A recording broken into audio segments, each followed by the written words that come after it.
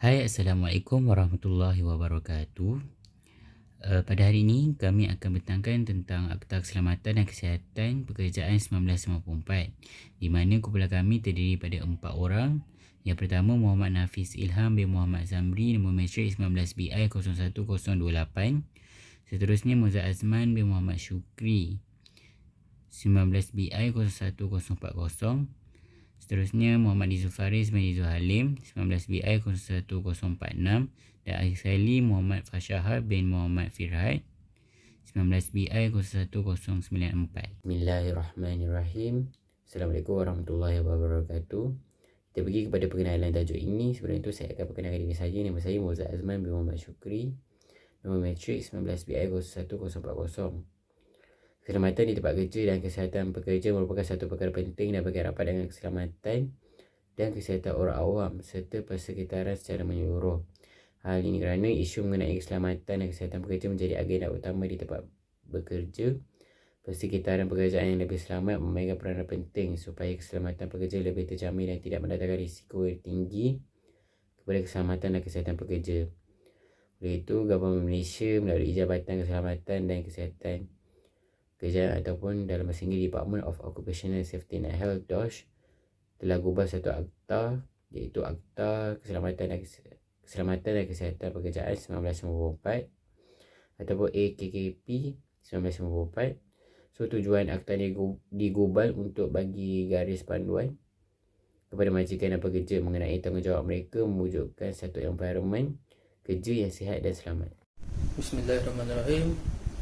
Nama saya Muhammad Nafis Ilham bin Muhammad Zamri, 19BI 01028. Okey, hari ini saya akan menceritakan tentang Akta Keselamatan dan Kesihatan Pekerjaan 1994. Okey, Akta Keselamatan dan Kesihatan Pekerjaan 1994 adalah satu sejenis perundangan berada di Malaysia yang telah diwartakan pada tarikh 25 Februari 1924 oleh Parlimen Malaysia.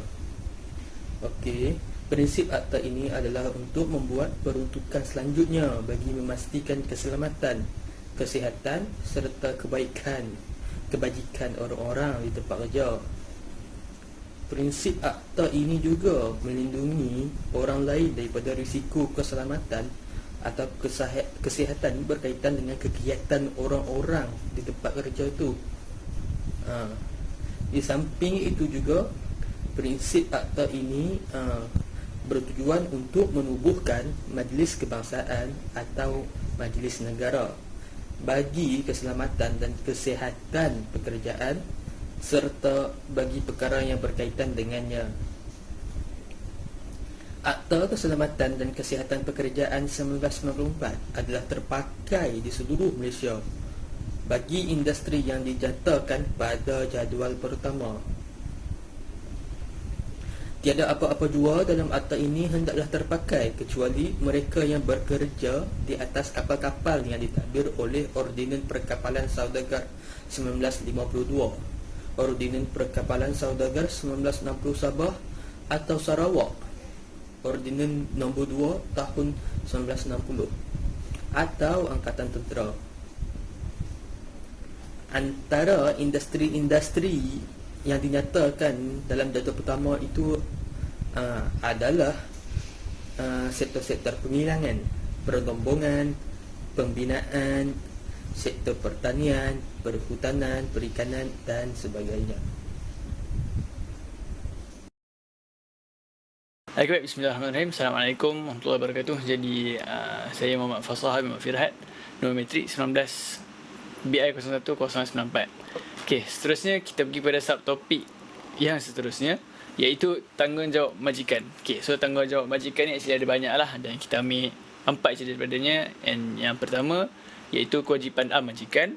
Yang kedua, kewajipan membentuk dasar. Yang ketiga, kewajipan menubuhkan Jawatan Kuasa Keselamatan dan Pekerja, JKKP. Dan yang keempat, menyediakan latihan dan pendidikan. Okay, baik, kita pergi satu-satu. Yang pertama iaitu kewajipan dan majikan lah. Okay, basically di bawah common law, majikan bertanggungjawab untuk memastikan sistem kerja yang selamat, tempat kerja yang selamat, and rancangan dan peralatan kerja yang selamat serta penyeliaan dan arahan yang jelas lah dan muhasabah. So ada 5 dalam section 15 ni, iaitu yang pertama mengadakan dan menyelenggara logi dan sistem kerja yang selamat dan tanpa memberi risiko kepada kesihatan. Yang kedua, menyusun langkah bagi menjamin keselamatan dan kesihatan dalam penggunaan atau pengendalian, penanganan, penyimpanan dan pengangkutan logi dan bahan. Yang ketiga, menyediakan maklumat, arahan, latihan dan penyeliaan yang perlu untuk memastikan keselamatan dan kesihatan pekerja. Yang keempat, memastikan premis kerja serta jalan masuk dan keluar selamatlah. Dan yang kelima, menyediakan dan menyenggara persekitaran kerja dan selamat. Okey, kalau kita tengok dekat point A dan B tu, dia ada cakap logi dan bahan lah. Basically logi tu bukanlah logi kumbahan, faham kan? Logi ni maksud dia apa-apa jentera, kelengkapan, perkakas, alat ataupun apa-apa komponen yang berkaitan dengannya lah. So bahan ni pula maksudnya bahan semula jadi ataupun buatan, sama ada dalam bentuk pepejal, liquid, cecair, gas, wap ataupun gabungan daripada bahan-bahan tu. Baik, kita pergi kepada yang kedua pula, iaitu kewajipan dalam membentuk dasar. Okey, section 16 AKKP mewajibkan majikan untuk membuat satu dasar keselamatan dan kesihatan bagi industri mereka lah. So dasar atau polisi keselamatan dan kesihatan pekerjaan sesebuah organisasi tu dibagikan kepada 3 komponen utama, iaitu penyertaan tentang dasar am, iaitu majikan mesti memastikan dasar yang digubal tu dimaklumkan kepada pekerja lah. And dasar tersebut hendaklah dilengkapi dengan panduan bertulis mengenai langkah terperinci bagi mengawal bahaya di tempat kerja dalam bentuk yang mudah difahami. Okay. And yang kedua, dari 3, yang kedua penyertaan terhadap organisasi dan tanggungjawab personal, dan yang ketiga penyertaan tentang susun langkah untuk memelihara keselamatan dan kesihatan tempat kerja. Okey, baik. Tanggungjawab majikan yang ketiga pula, iaitu kewajipan menubuhkan JKKP. Okey, so section 30 AKKP 1994, dia cakap tiap-tiap majikan hendaklah menubuhkan JKKP inilah di tempat kerja jika mempunyai pekerja yang lebih daripada 40 orang. Andai kata kalau pekerjanya kurang daripada 40 orang, ketua pengarah boleh mengarahkanlah untuk menubuhkan jawatan kuasa tu. Okay, so dalam jawatan kuasa ni dia perlu ada apa orang kata 3 sifat penting lah, iaitu pengaturan diri, self-regulated, perundingan, consultation and cooperation, bekerjasama. Okay, pengaturan diri ni boleh katakan yang menjadi asas lah dalam penggubalan AKKP 1994, meletakkan tanggungjawab memastikan keselamatan dan kesihatan pekerjaan di bahu mereka yang mewujudkan risiko di tempat kerja, iaitu majikan dan mereka yang bekerja dengan risiko tersebut, iaitu pekerja. Perundingan pula dia wujud antara majikan dan pekerja melalui penubuhan jawatan kuasa keselamatan kesihatan, yang mana membolehkan majikan dan pekerja berunding untuk menyelesaikan masalah berhubungan dengan keselamatan dan kesihatan tempat bekerja lah, di tempat kerja. Kerjasama pula, cooperation pula, kerjasama pekerja dan majikan amat dituntutlah bagi menjaga, memelihara dan meningkatkan mutu keselamatan dan kesihatan pekerjaan di tempat kerja.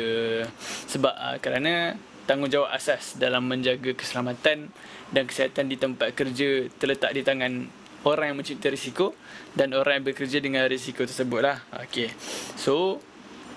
Bila dah tertubuhnya satu jawatan kuasa, adalah dia punya apa orang kata macam organisation kan, dia punya pengerusi dia, setiausaha dia. So kita tengok keahlian komposisi dan keahlian JKKP inilah.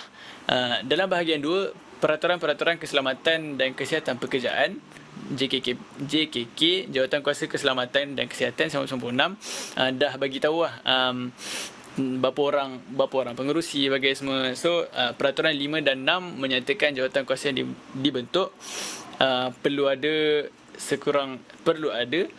seorang pengerusi, iaitu yang dilantik dari kalangan pengurusan atasan, seeloknya pengarah urusan lah, manager. And yang kedua, seorang setiausaha yang dilantik daripada salah seorang AJK, ahli jawatankuasa. And andai kata syarikat tu dia ada pegawai keselamatan dan kesihatan, maka pegawai tu mestilah dilantik sebagai setiausaha. Okay, so ada juga yang ketiga, dia perlukan wakil majikan. And wakil majikan ni actually dia tengok size ataupun bilangan pekerja tu lah. Ada kata kalau bilangan pekerja tu 100 dan bawah 100 orang, maka 2 orang je wakil majikan yang perlu dilantik. Andai kata kalau lebih 100 orang, 4 orang lah yang perlu dilantik. Sama juga dengan wakil pekerja. Kalau kalau pekerja tu bawah 100 orang, 2 orang je perlu dilantik. Dan kalau lebih daripada 100 orang, 4 orang perlu dilantik. Okay, baik. So bila kita dah tubuhkan satu jawatankuasa ni adalah fungsi-fungsi dia kan. So fungsi dalam section 31 AKKP dia bagi tahu fungsi dia perlulah sentiasa mengkaji semula langkah yang diambil untuk memastikan keselamatan dan kesihatan orang di tempat kerja. Okey, yang kedua, menyiasat perkara yang tidak selamat atau sihat yang dibangkitkan oleh pekerja. Dan yang ketiga, menyelesaikan perkara yang dirujuk, dan jika tak berjaya mohon, ketua pengarah JKKP perlulah membuat siasatan lah. Macam tu. So, okay, dalam peraturan 11, peraturan keselamatan dan kesihatan pekerjaan JKKP 1956, banyak sebenarnya. Kita ambil 3 yang first lah. So, yang pertama, dia membantu dalam pembuatan ataupun pembentukan program dan kaedah keselamatan dan kesihatan dan sistem kerja yang selamat. Okay, yang kedua, mengkaji semula keberkesanan program keselamatan dan kesihatan. Dan yang ketiga, menjalankan kajian ke atas trend kemalangan nyaris, kejadian berbahaya dan keracunan atau penyakit pekerjaan yang berlaku di tempat kerja. So, fungsi dia kena ni lah, dia kena pastikan semuanya selamat. Okay. And bila dah tertubuhnya jawatankuasa tu, mestilah dia ada at least buat meeting sekurang-kurangnya sekali dalam tempoh 3 bulan. Dan andai kata dalam tempoh 3 bulan tu berlaku contoh cedera parah atau kematian, so meeting meeting perlu dibuat dengan serta-merta lah. Okay. Baik, seterusnya kita pergi kepada poin yang terakhir, iaitu tanggungjawab majikan yang terakhir, iaitu menyediakan latihan dan pendidikan. So, majikan mestilah memastikan ahli JKKP mempunyai kefahaman dan pengetahuan asas tentang aspek keselamatan dan kesihatan yang terkini lah. So, dalam AKKP menetapkan majikan perlu menyediakan kepada semua peringkat pekerja, sama ada peringkat pengurusan, penyelia dan pekerja bawahan, latihan dan pendidikan asas bagi membolehkan mereka berfungsi dengan berkesan dalam satu pasukan dalam bidang-bidang yang dinyatakan lah, iaitu yang pertama, kehendak undang-undang, apa yang undang-undang tu nak. Yang kedua, standard keselamatan dan kesihatan. Yang ketiga, tata cara pemeriksaan keselamatan dan kesihatan. Yang keempat, langkah pengawalan risiko, macam mana kita nak handle satu risiko tu lah kan. Yang kelima, tata cara siasatan dan penyediaan laporan. Dan yang keenam, teknik komunikasi dan promosi. Okay, seterusnya kita lihat kepada tanggungjawab pekerja. Seperti mana yang kita tahu, setiap pekerja pasti mahukan tempat kerja yang selamat dan tanpa sebarang ancaman kesihatan ataupun bahaya fizikal yang lain. Walau bagaimanapun, tidak semua pekerja mempunyai sikap ataupun tanggungjawab dan kesanggupan yang sama untuk memastikan keselamatan dan kesihatan mereka di tempat kerja. AKKP 1994 juga menetapkan liability sama rata pekerja dengan majikan apabila berhadapan dengan kecederaan. Menurut Seksyen 24/1 AKKP 1994, pekerja adalah berkewajipan seperti yang berikut. Yang pertama ialah A. Memberi perhatian yang munasabah kepada keselamatan dan kesihatan dirinya dan diri orang lain yang mungkin akan terjejas dengan tindakan ataupun peninggalannya sewaktu bekerja. Yang kedua, bekerjasama dengan majikan ataupun orang lain dalam menunaikan kewajipan ataupun kehendak yang telah ditetapkan oleh akta dan peraturan-peraturan yang dibuat di bawahnya. Yang ketiga ialah C, memakai ataupun menggunakan apa-apa kelengkapan ataupun pakaian yang telah diadakan, yang telah pun disediakan oleh majikan setiap masa bagi maksud mencegah apa-apa risiko kepada keselamatan dan kesihatan. Yang keempat pula ialah kepentingan keselamatan, kesihatan dan kebajikan pekerja hendaklah mematuhi apa-apa arahan ataupun langkah keselamatan dan kesihatan pekerjaan yang diperkenalkan oleh majikan ataupun orang lain melalui akta ataupun peraturan yang dibuat di bawahnya. Seterusnya ialah Seksyen 25 AKKP 1994 pula menyatakan kewajipan pekerja untuk tidak mengganggu ataupun menyalahgunakan apa-apa jua yang diadakan ataupun dilakukan untuk kepentingan keselamatan, kesihatan dan kebajikan pekerja. Peruntukan ini ialah lanjutan daripada prinsip undang-undang biasa. Dalam undang-undang biasa iaitu common law, pekerja mesti mengikut arahan yang sah dan munasabah majikan dalam melaksanakan tugasnya dan pematuhan arahan pekerja yang boleh mengelakkan kemalangan. Dan pekerja juga mesti menggunakan kemahiran dan penjagaan yang munasabah dalam melaksanakan tugasnya.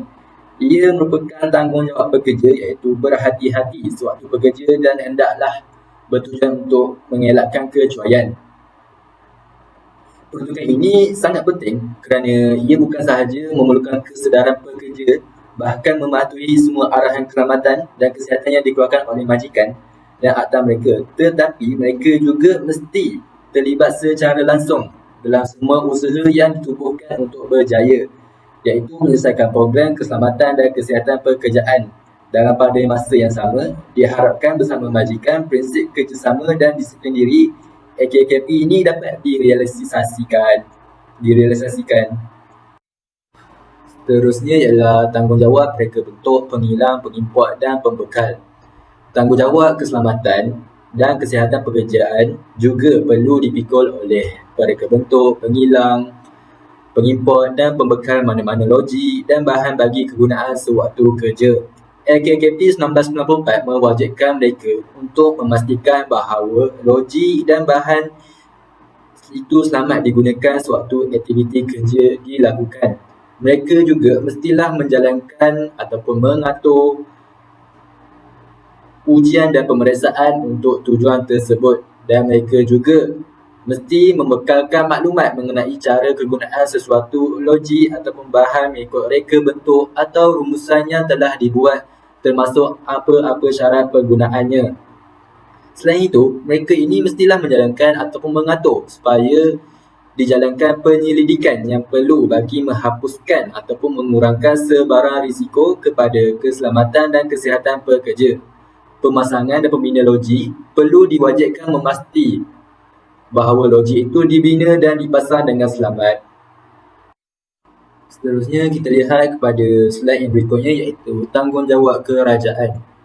AKKP 1994 bukan sahaja meletakkan tanggungjawab iaitu untuk memastikan keselamatan dan kesihatan di tempat kerja di bahu majikan dan pekerja sahaja, tetapi tanggungjawab ini juga melibatkan pihak kerajaan. AKKP 1994 mengutamakan dan menggalakkan kerjasama antara tiga pihak iaitu kerajaan, majikan dan pekerja bagi meningkatkan keselamatan dan kesihatan pekerjaan.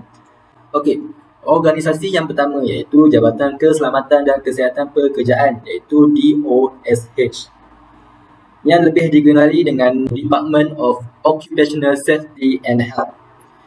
Ini merupakan satu agensi kerajaan utama yang berfungsi untuk memastikan keselamatan, kesihatan dan kesejahteraan pekerja semasa bekerja.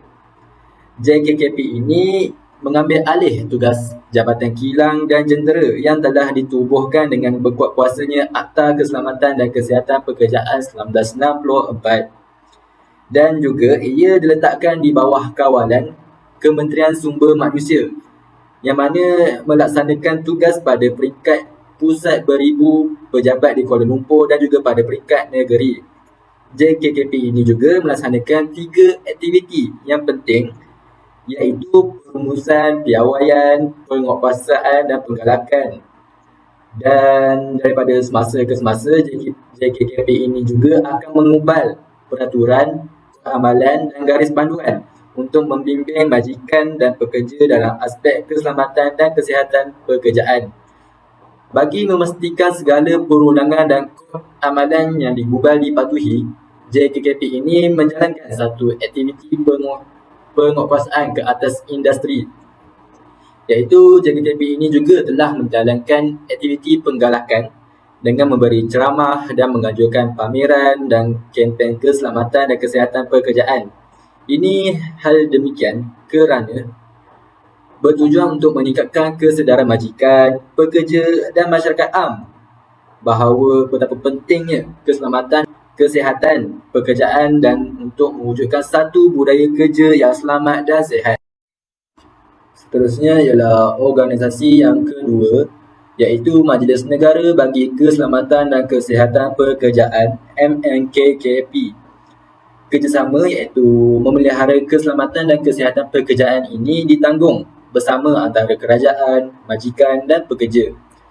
Pelibatan dan usaha tiga parti ini dilaksanakan di peringkat tertinggi melalui organisasi ini. Dan di peringkat negara dan jawatan kuasa keselamatan dan kesihatan pekerjaan di peringkat organisasi. Organisasi ini juga dianggotai oleh wakil kerajaan, majikan dan pekerja dan juga diberi kuasa untuk melakukan semua perkara yang sesuai manfaat ataupun semunasabahnya perlu bagi ataupun bersampingan dengan perjalanan tujuan AKKP 1994. Sehubungan itu, MNKKP berkewajipan untuk membincang, mengkaji dan menyiasat melalui proses tripartism, iaitu melalui tiga pihak. Dan seterusnya mengemukakan shawl atau mengemukakan pendapat mengenai perkara yang selaras dengan perjalanan tujuan AKKP bagi memperbaiki tahap keselamatan dan kesihatan pekerjaan di semua sektor industri. Antara aktiviti yang telah dijalankan oleh MNKKP ini ialah seperti kempen keselamatan dan kesihatan di tempat kerja dan melakukan lawatan ke tempat kerja, menjalankan aktiviti promosi di televisyen, radio dan di media massa yang lain. Seterusnya berkaitan dengan isu-isu di Malaysia, seringkali berlaku perkara yang tidak diingini dalam sesuatu pekerjaan melibatkan keselamatan dan kesihatan seseorang. Okey, seperti yang kita boleh lihat dalam satu kejadian yang berlaku berkaitan dengan isu keselamatan, terjadi di Sungai Siput, Perak, di mana 12 orang pelajar cedera dan 3 daripadanya cedera parah. Disebabkan apa? Disebabkan mereka ni dihempak tembok konkrit penghadang tanah sepanjang 10 meter. Tembok konkrit tu dia runtuh lah. Kejadian itu terjadi pada pukul 10.45 pagi. Waktu tu mereka sedang menyertai lah sukaneka di padang permainan di Sekolah Rendah Kebangsaan Metodis. Bagi isu kesihatan pula, pihak pengurusan sekolah tidak memberi perhatian yang secukupnya, tak memberi attention orang panggil. Berkaitan dengan apa? Berkaitan dengan kebersihan persekitaran sekolah, terutamanya di sekitar luar kawasan sekolah itu sendiri. Sekitar luar sekolah pun merupakan salah satu kawasan sekolah yang perlu pihak pengurusan sekolah tengoklah. Sebab ni masih lagi di kawasan sekolah walaupun di luar depan tu kan. Okey, sebagai contoh, salah sebuah sekolah rendah yang ada di Selayang,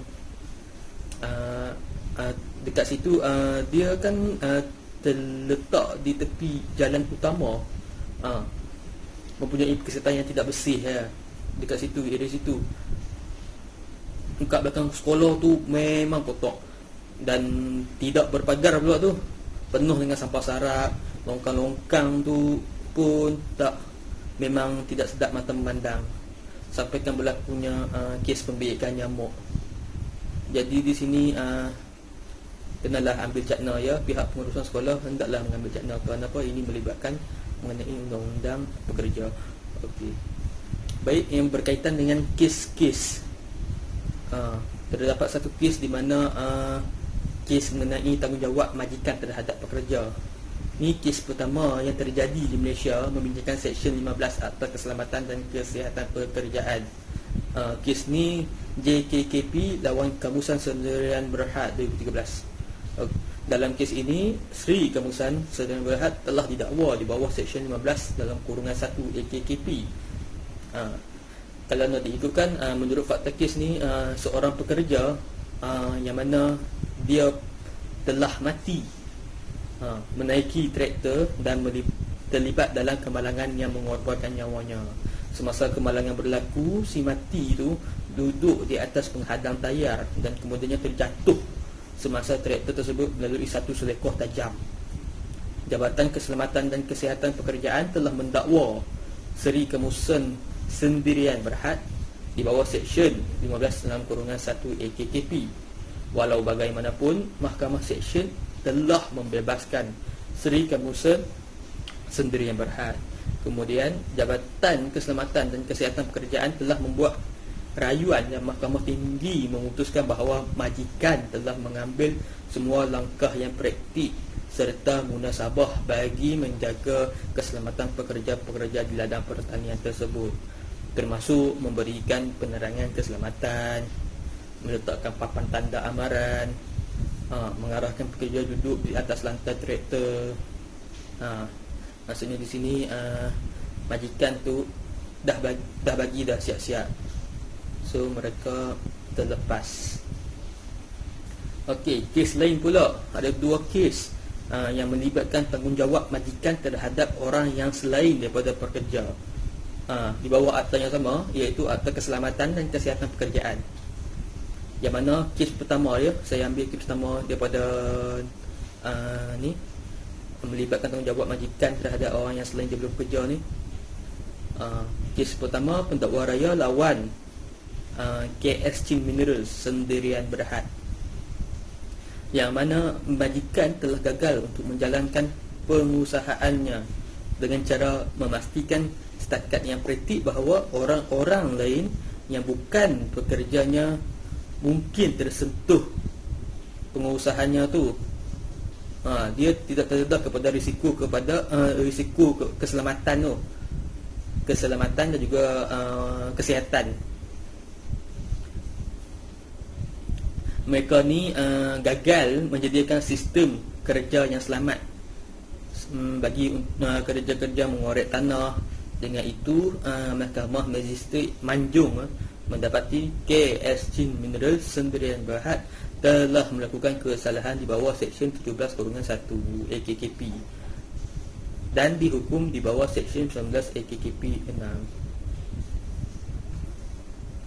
Terdapat satu lagi kes melibatkan tanggungjawab majikan terhadap orang yang selain daripada pekerja, iaitu kes pendakwa raya lawan Timber Merchants Sendirian Berhad.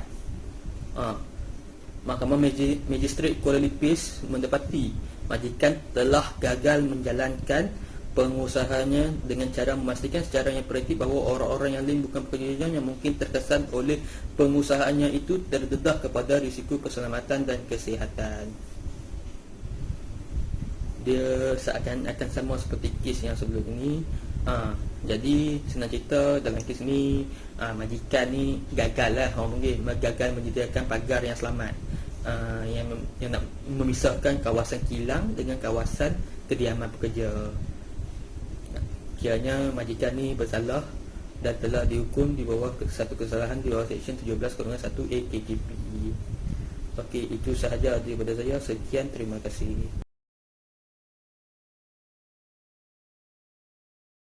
Kesimpulannya, pekerja merupakan aset penting dalam sebuah organisasi dan syarikat. Oleh itu, sikap kerjasama yang dipupuk oleh semua pihak, terutama majikan dan pekerja, diperlukan bagi memastikan keselamatan dan kesihatan pekerja terjamin di tempat bekerja. So, pekerja ni memang merupakan aset penting untuk sebuah company itu membangun, dan kerjasama antara majikan dan pekerja juga diperlukan supaya tempat kerja tu selamat dan selesa lah, bagi menjamin keselamatan dan keselesaan pekerja di tempat pekerjaan. Tempat pekerja yang selamat dan selesa merupakan strategi penting untuk memastikan keselamatan dan kesihatan pekerja itu dijaga dan terpelihara, bahkan ia juga menyumbang kepada peningkatan produktiviti, kualiti barangan, motivasi kerja dan kepuasan bekerja secara keseluruhannya, dapat meningkatkan kualiti hidup seseorang individu dan masyarakat. So, tempat kerja yang selamat dan selesa ni dia merupakan satu strategi ataupun satu cara untuk meningkatkan produktiviti pekerjaan seseorang tu. So, dia bukan untuk mengurangkan risiko fizikal je, tapi ia untuk membantu kesihatan mental seseorang pekerja. So, tak adalah pekerja tu stres dan macam tak suka pergi bekerja. So, kalau tempat bekerja tu selamat dan selesa, so suasana dia macam tu, so pekerja akan lebih bersemangat lah untuk buat kerja tu. Pengubalan Akta Keselamatan dan Kesihatan 1994 memainkan peranan yang sangat penting dalam penurunan kadar kemalangan di tempat kerja. So, Akta Keselamatan dan Kesihatan 1994 yang digubah oleh kerajaan menjadikan garis panduan lah untuk majikan dan pekerja membantu membina suasana ataupun environment yang selesa dan selamat. Selain itu, akta ni juga memberikan kesedaran kepada masyarakat berkenaan keselamatan dan kesihatan di tempat bekerja dan memupuk budaya keselamatan di kalangan warga pekerja, sama ada majikan atau pekerja, serta mereka yang berkepentingan seperti pihak